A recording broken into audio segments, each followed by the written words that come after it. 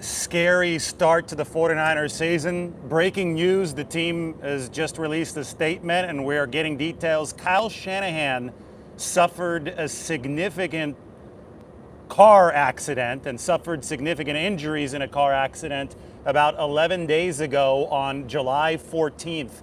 So his involvement, at least in the beginning of this 49ers training camp, is going to be very, very limited. But Shanahan, according to Adam Schefter, broke his nose, 3 ribs, his hand, and needed over 40 stitches on his face.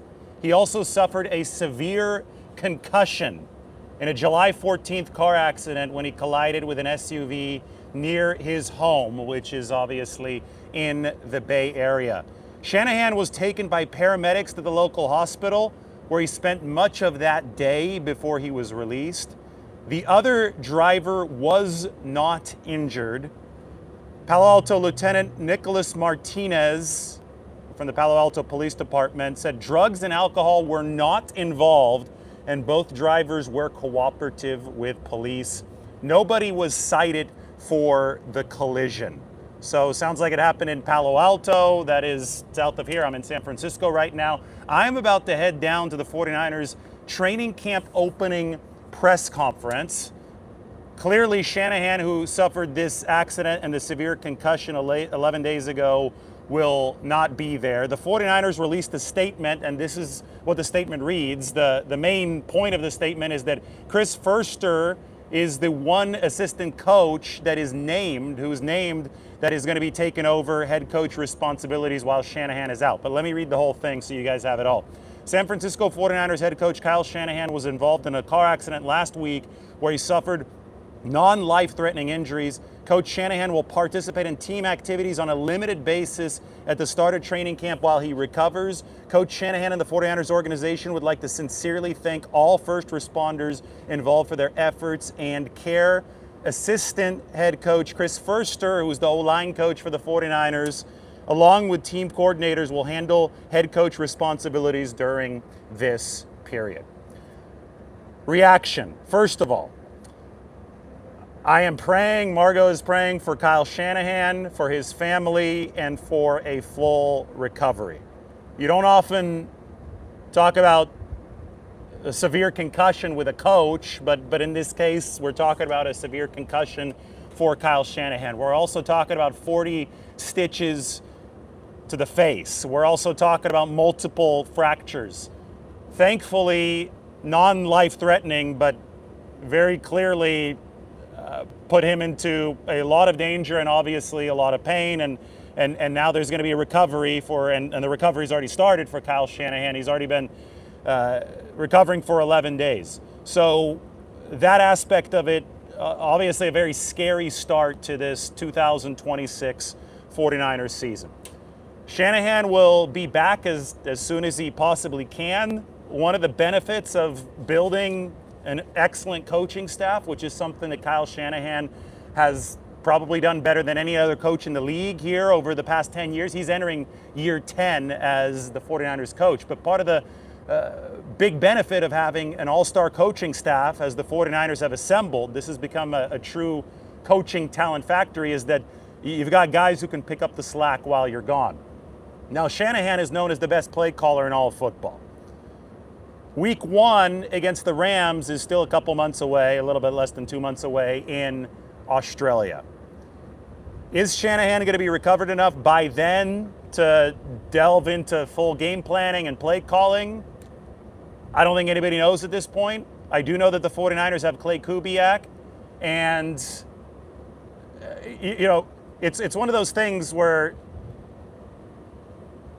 he has gotten some play calling responsibilities in the past over the course of preseason, and you wonder if that is going to come in handy for the 49ers as Shanahan recovers, because we are talking about a severe concussion. As far as training camp goes, the 49ers have built systems. Again, this is year 10 of Kyle Shanahan as San Francisco's head coach. So they are very organized. They do things in a very precise way. They move from drill to drill in practice with precision.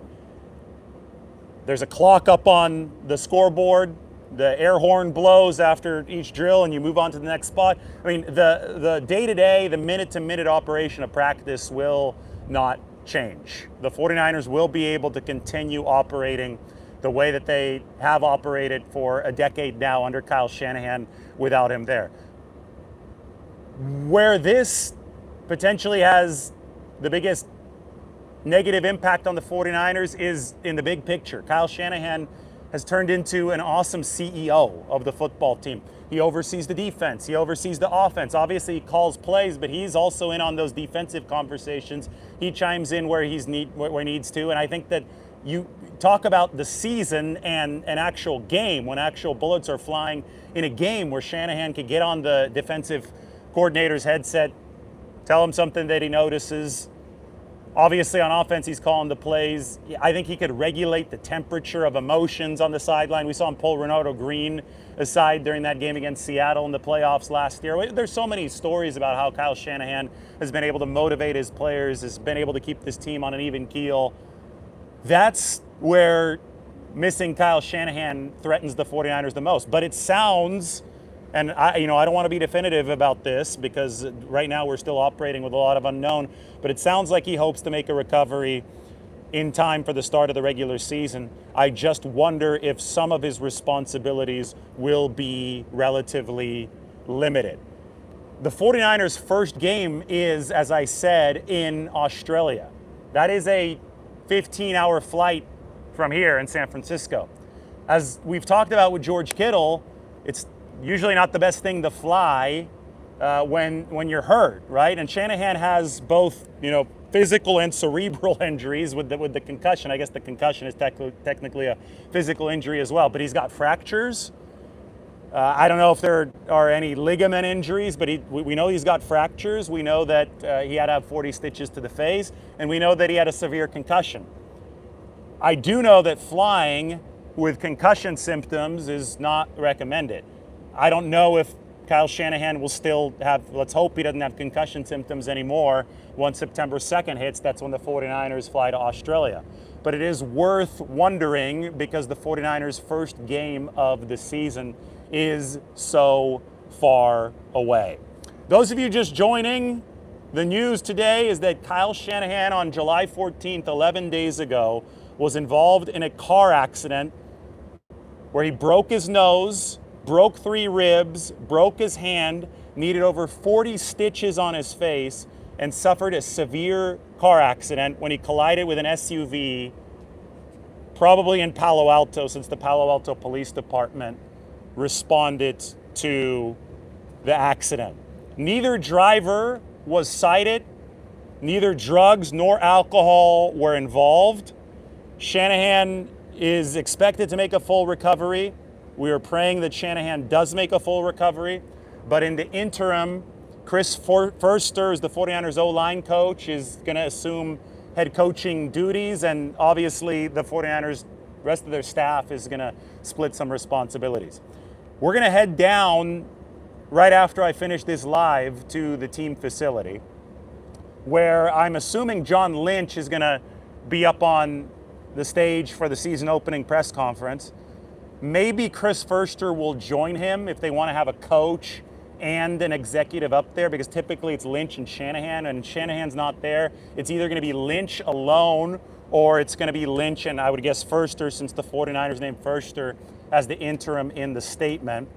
The 49ers do not practice today. Today is the day that veterans report or are due to report. George Kittle was already in the building a couple days ago, as we saw an interview with him and Chris Sims. He was talking about Brandon Ayuk and a whole bunch of other stuff. So the 49ers will take the practice field tomorrow. Shanahan will not be there yet tomorrow. We know that for sure. We'll see how long it takes before Shanahan can be back in the building. Sometimes you can see how bright it is here in Northern California. This is downtown San Francisco right behind me.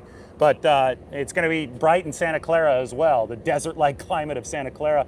Sometimes with concussions, you don't want to be out in the sun. So, you got to be in a darker place until you're symptom-free. So it might be a while before Kyle Shanahan can be out on that practice field. Maybe he's able to work indoors at a sooner point. I don't know any of this factually, this is just me speaking with experience of covering concussions with players. I've never covered a concussion with a coach. The only time that I've ever really gone over a 49ers coach getting injured was Bill Walsh in 1988, but he got injured during a game.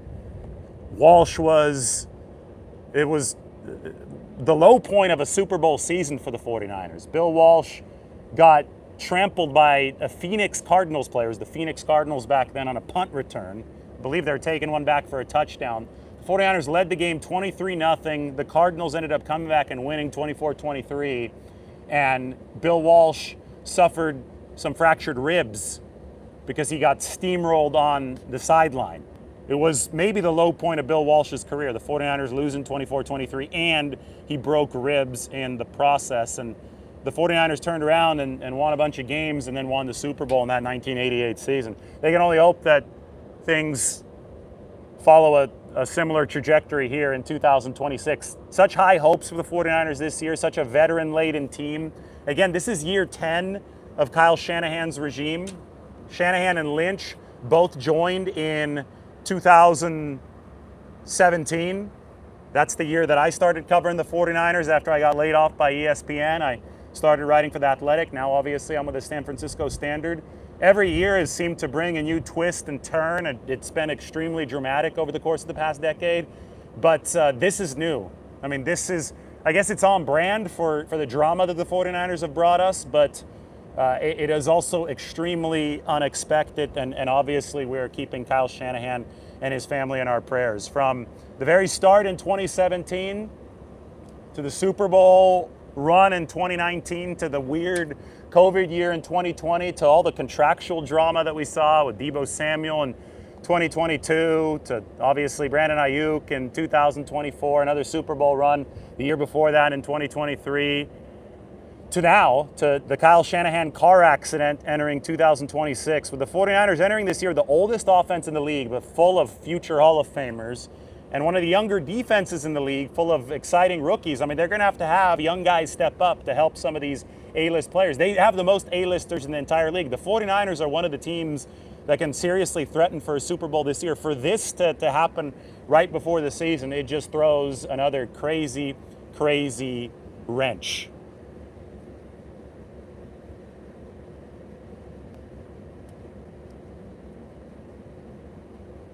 Two coaches hurt at the Super Bowl. Yeah, you're absolutely. I'm reading what Mike sent me.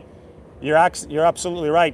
Who else was hurt, Mike? I only know that Daniel Bullocks was hurt at the Super Bowl. Daniel Bullocks tore his Achilles at the Super Bowl, the 49ers former DB coach in 2023. I guess I should clarify what I said. The only time that I've spoken of a head coach getting hurt was Bill Walsh in 1988 against the Cardinals.